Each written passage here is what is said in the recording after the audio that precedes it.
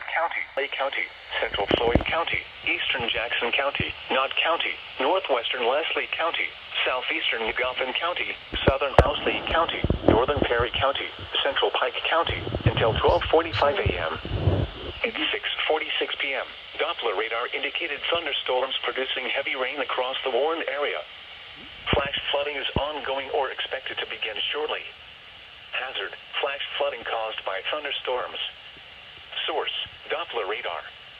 Impact, flooding of small creeks and streams, urban areas, highways, streets and underpasses, as well as other drainage and low-lying areas.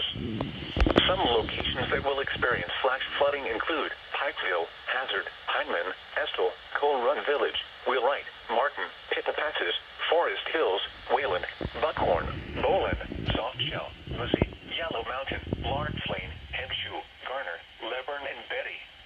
Repeating, a flash flood warning